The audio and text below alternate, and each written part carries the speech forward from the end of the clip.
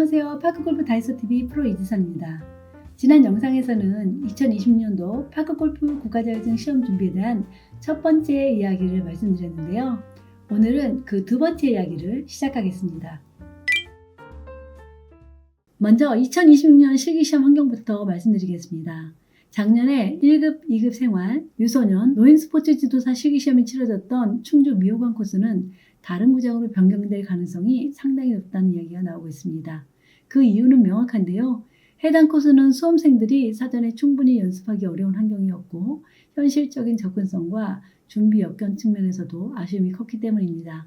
현재 논의되고 있는 방향은 단순히 장소를 바꾸는 것이 아니라 수험생들이 실제로 연습할 수 있는 환경인지, 이동거리가 과도하지 않은지, 특정 지역에 불리하지 않은지, 이런 요소들을 종합적으로 고려해 실기 코스를 선정하자는 쪽에 무게가 실리고 있다고 합니다. 물론 아직 최종 확정은 아니지만 최소한 작년과 같은 혼란을 반복하지 않기 위해서 관계기관에서도 방향 전환이 필요하다는 점에는 공감대가 형성되고 있다고 보시면 됩니다. 당연 실기 구술 시험은 작년에 치러졌던 대전 갑천 파크골프장에서 그대로 진행될 가능성이 크다고 하는데요. 이제 중요한 건 어디서 하느냐보다 어떤 기준으로 준비해야 할까인데요. 실기는 시험이 가까워질수록 충분한 연습 자체가 거의 불가능한 구조입니다. 시험이 다가오면 일주일 전부터 많은 수험생들이 시험 전날 코스 상태를 점검하기 위해 몰려드는데요. 오전, 오후 한 번씩 도는 것도 힘든 상황이 됩니다. 홀마다 몇 팀씩 기다리는 상황이 반복되기에 사실 힘만 들고 효율은 거의 나오지 않는데요. 실기 코스가 확정되면 최소 2개월 전부터 틈틈이 연습하시는 걸 추천드립니다. 시험 일주일 전 벼락치기로 연습하는 건 의미가 없습니다. 특히 시험 전날은 아예 휴장을 하고 시험 직전 일주일은 연습량이 늘기보다 컨디션만 소모되는 시기입니다. 여기에 더해 실기시험 시기가 장마철과 겹치다 보니 비가 많이 오면 코스가 다시 휴장되는 경우도 생기게 됩니다. 이 변수는 수험생이 통제할 수 있는 영역이 아닌데요. 그래서 현실적으로 가장 안정적인 준비 방법은 실기 코스가 최소 2달 전에 발표될 경우 그 시점부터 시간 내는 대로 코스를 파악하고 동선과 거리감, 잔디 상태를 익혀두고 컨디션 관리에 집중하기를 추천드립니다. 시험 당일 입구에서부터 멘탈이 흔들리는 분들이 많습니다. 준비 안 된 분들은 여기서부터 무너지기 시작하는데요. 본인이 사용하는 클럽에 인증 마크가 없거나 그립과 헤드에 개조가 심할 경우 현장에서 응시가 거부될 수 있습니다. 반드시 규정에 맞는 클럽인지 미리 체크하시고 시험 전날 헤드의 보호 필름을 모두 제거해 주세요. 장비 점검을 하는 것 또한 시험의 일부입니다. 시험 당일 아침에 꼭 확인하셔야 할 게 있습니다. 바로 신분증인데요. 의외로 접수증은 챙기시는데 신분증을 빠뜨려서 시험장 입구에서 발길을 돌리는 분들이 매년 나오는데요. 요즘은 현장에서 신분 확인 후 가슴에다는 수험번호 비표를 나눠주니까요. 안내요원의 지시에 따라 비표를 받으시고 본인의 조가 있는 곳으로 이동하시면 됩니다. 신분을 확인할 수 있는 주민등록증, 운전면허증, 여권, 모바일 신분증을 준비해 주시고 신분증이 없으면 시험 응시 자체가 불가능합니다. 응시표는 종이로 출력해서 준비해 주시면 됩니다. 개인 장비로는 파크골프 클럽, 볼 포켓, 볼펜, 공, 마크, 모자, 장갑, 운동복장 및 운동화를 준비해 주시면 됩니다. 당일 절차로는 시험 시작 최소 30분에서 1시간 전에는 도착해야 합니다. 신분 확인을 위해 본인 신분증과 접수 내역을 대조합니다. 비표 수령으로 등번호나 가슴에 다는 수험번호 비표를 받습니다. 이때 받는 비표가 그날의 라운드조와 구술 순서를 결정하는 기준이 됩니다. 실격 방지는 매우 중요합니다. 매년 억울하게 실격당하시는 분들이 계시는데요. 지금부터 말씀드리는 것 반드시 지켜주세요. 시험 전날 금지사항으로 시험 전날 밤, 새벽, 코스 내 연습을 금지해주세요. 적발 시 부정행위로 실격 처리될 수 있습니다. 절대 하지 마세요. 시험 당일 코스 내 연습 스트로크 절대 금지. 샷건 시작 시 정해진 홀에서만 시작. 샷건 방식이란 각 조가 다른 홀에서 동시에 출발하는 방식입니다. 예를 들어 1조는 1번 홀, 2조는 2번 홀, 3조는 3번 홀 이런 식으로 18개 조가 18개 홀에서 동시에 시작합니다. 가장 중요한 스코어 기록인데요. 실제 타수보다 적게 기록하면 실격, 실제 타수보다 많게 기록하면 그대로 인정됩니다. 핵심은 본인의 스코어의 합은 본인이 직접 세어 기록하세요. 다른 경기자가 기록해 준 걸 그대로 인정하시면 절대 안 되고 확인을 하셔야 합니다. 첫 홀에서 스코어 카드에 기록된 공으로 18홀 내내 사용해야 합니다. 중간에 볼 포켓에 넣었다가 색깔이 바뀔 수 있으니 조심하세요. 마크 연습을 철저히 해주세요. 마크를 정확한 위치에 놓는 연습을 미리 충분히 해두셔야 실수하지 않는데요. 투헤드만큼 이동했다면 다시 투헤드만큼 제자리로 돌아와야 합니다. 심판과 분쟁이 발생했다면 당황하지 마시고 즉시 경기위원장을 불러달라고 요청하시면 됩니다. 절대 감정적으로 대응하지 마세요. 침착하게 정중하게 요청하세요. 시험에 영향을 줄 수 있습니다. 오비 선언, 언플레이어블 선언, 마크 선언 등 경기자는 행동을 하기 전에 모든 행동은 말로 선언을 해야 하고 말로 선언하지 않고 행동하면 문제가 될 수 있습니다. 티오프 시간 지각 시, 스코어 카드 서명 누락 시, 팀원끼리 벌타 면제 합의 시는 실격입니다. 오비가 안 난 걸로 합의를 한다거나 벌타를 안 쳐도 된다는 등 합의는 절대 하지 마세요. 18홀 아웃 시 즉시 스코어 합계 기록 후 모든 팀원 전원이 서로 확인한 후 전원 사인을 하고 본부석에 스코어 카드를 제출하세요. 실격은 실력 문제가 아니라 규칙 문제입니다. 이 규칙들만 잘 지키시면 절대 실격되지 않습니다. 오전과 오후 라운드 차이로 불편함을 호소하는 수험생들이 많았는데요. 이건 생각보다 중요합니다. 실제로 오전과 오후 라운드는 확실히 실력에 영향을 미치는 것 같습니다. 오전에 이슬과 모래로 공이 무거워서 거리감이 짧게 느껴질 수 있습니다. 오후는 잔디가 말라서 공이 빠르고 거리감이 길게 느껴질 수 있습니다. 처음 시험을 치시는 분들에게 팁을 드리자면 본인의 시험 시간대에 미리 연습을 해두세요. 오전 시험이면 오전에, 오후 시험이면 오후에 연습을 해서 시험 환경에 적응하시는 게 중요합니다. 라운드 중 주의사항으로 자신이 샷할 때 이름과 타수를 큰 소리로 말하고 샷하세요. 자신이 하는 행동 모두에 동반자와 심판에게 먼저 이야기하고 행동해야 페널티를 먹지 않습니다. 매홀 스코어는 심판이 발을 정자로 표기하고 마지막에 숫자로 기록을 하는데 본인의 스코어를 정확히 기록했는지 확인하세요. 그 홀을 벗어나면 수정이 불가합니다. 심판도 사람이기 때문에 실수할 수 있습니다. 안전거리를 유지하세요. 맨 뒤에 있는 공보다 앞으로 나가지 않으셔야 합니다. 매홀 티잉그라운드에서는 심판이 샷하라고 신호를 보내면 티샷을 해야 합니다. 구슬을 먼저 보고 나오는 경우에는 심리적으로 부담될 수 있지만 구슬을 잘 맞췄다면 그 다음 라운드에 훨씬 집중하기가 수월합니다. 반대로 라운드를 먼저 치르고 구슬이 나중인 경우 라운드 도는 내내 구슬에서 뭐가 나올까를 계속 떠올리게 되면서 정작 라운드에 집중하지 못하는 상황이 생기기도 합니다. 또 하나 정말 안타까운 장면을 많이 봤는데요. 라운드 결과가 기대보다 안 좋다고 해서 구슬 평가를 포기해버린 분들이 생각보다 많습니다. 하지만 이건 절대 추천하지 않는 선택입니다. 구슬 평가를 받아야만 실전 분위기를 경험할 수 있고 질문 유형을 직접 확인할 수 있으며 무엇보다 구슬 평가 점수가 나중에 실제로 공개됩니다.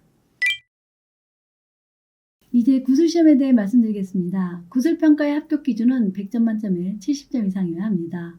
평가 요소는 목소리, 크기, 복장, 눈맞춤, 태도 등 정답만큼 태도가 중요합니다. 구슬을 보기 위해 대기석에서 기다리다 순서가 되면 구슬시험장에 들어가 바른 자세로 수험 번호와 이름을 이야기하고 자리에 앉습니다. 수험생이 규정으로 시설, 설치물, 경기규칙, 용구, 용어와 지도방법으로 지도방법, 태도, 질문 이해, 표현을 영역별로 규정에서 2문제, 지도방법에서 2문제, 총 4개의 문제를 뽑아 지문을 직접 읽고 답을 말하는 방식입니다. 이때 한 문제씩 또박또박 천천히 읽으며 답을 머릿속에서 정리합니다. 답을 말할 때는 심사위원과 눈을 마주치고 최대한 밝은 표정으로 정확한 답변하시면 됩니다. 의외로 많은 분이 무엇을 말하느냐에만 집중하다가 태도에서 점수가 깎입니다. 구슬은 정답만큼 중요한 게 목소리 크기와 복장입니다. 너무 화려한 원색 골프웨어보다 단정한 카라 티셔츠와 깔끔한 하의를 추천합니다. 추가 질문을 잘못 들었을 때는 당황해서 가만히 있지 말고 죄송하지만 다시 한번 말씀해 주시겠습니까? 라고 정중히 요청하는 태도도 평가 점수에 포함될 수 있습니다. 구슬 시험에서는 응급 상황에 대한 질문이 상당히 자주 나옵니다. 심폐소생술, 하임리히법, 일사병, 열사병 이런 질문들은 지식을 얼마나 외웠느냐보다 이 사람이 현장에서 사람을 맡겨도 되는가를 보는 질문이라고 이해하시면 됩니다.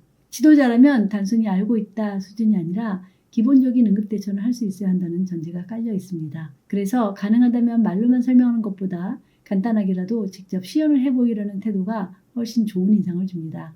완벽하지 않아도 괜찮습니다. 중요한 건 위급 상황에서 내가 나서서 대응할 수 있다는 책임감과 자세입니다.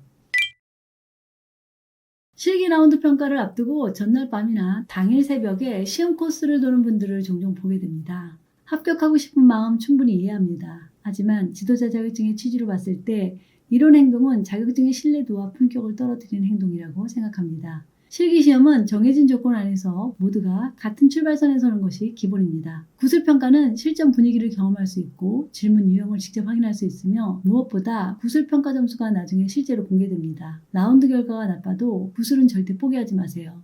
실기에서 점수가 나오지 않았어도 끝까지 최선을 다하세요. 그래서 공부가 덜 됐다고 느껴지더라도 라운드 결과가 마음에 들지 않더라도 구술평가는 무조건 들어가서 받아보시길 추천드립니다. 그 경험과 점수가 있어야 다음 구술평가를 막연함이 아니라 전략적으로 준비할 수 있습니다.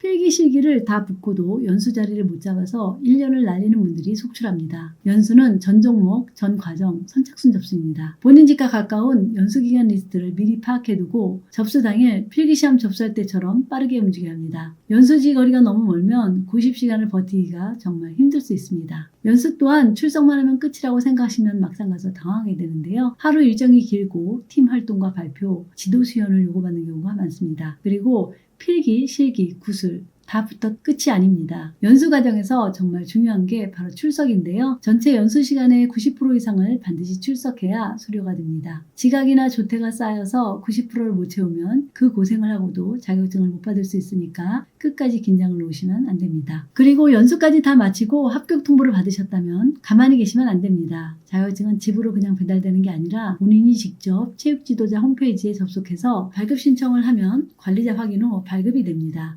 이 마지막 단계 절대 잊지 마세요. 연수는 시험의 연장선이 아니라 지도자 역할에 적응하는 단계라고 생각하셔야 마음이 편합니다. 공공기관이나 복지시설에서 체육지도사로 활동하고 싶다면 이 자격증은 사실상 1순위입니다. 이 자격증은 문화체육관광부에서 발급하는 국가자격증으로 공공성을 갖춘 체육지도자를 양성하기 위해 만들어졌습니다. 18세 이상 취득 가능한 자격증은 1급, 2급 생활스포츠 지도사, 유소년 스포츠 지도사, 노인 스포츠 지도사, 장애인 스포츠 지도사입니다. 중요한 포인트는 하나인데요. 내가 누구를 가르치고 싶은가? 자격증은 많을수록 좋은 게 아니라 내가 실제로 쓰게 될 것부터 따는 게 가장 현명합니다. 한 가지 시험 준비 이야기하면서 꼭 짚고 넘어가야 할 현실 정보가 있습니다. 많은 분들이 자격증만 따면 자연스럽게 일자리가 생길 거라고 생각하시는데 현실은 그렇지 않습니다. 국가 자격증은 그 자체로 끝나는 게 아니라 어디에서 쓰이느냐가 훨씬 중요합니다. 그래서 저는 필기나 실기 준비와 함께 구직 정보도 반드시 같이 보셔야 한다고 말씀드립니다. 공공기관이나 지자체 산하기관 채용 정보는 생각보다 흩어져 있지 않는데요. 딱 정해진 곳에 모여 있습니다. 잡알리오, 클린아이, 나라일터, 워크넷, 각 지자체 문화재단, 체육회 등 공식 홈페이지에서도 채용 공고를 확인하실 수 있습니다. 이곳에서는 지방 공공기관과 지방 공기업 채용 정보를 한 번에 확인할 수 있고 도시공사, 공단, 출자, 출연기관의 채용 공고를 직무, 근무지, 고용 형태 기준으로 한눈에 볼 수 있습니다. 이것들을 같이 보셔야 공사, 공단 채용 흐름을 놓치지 않습니다. 자격증을 따는 목적이 단순히 합격이 아니라 실제로 현장에서 쓰기 위한 거라면 이 포털은 시험 준비만큼 중요합니다.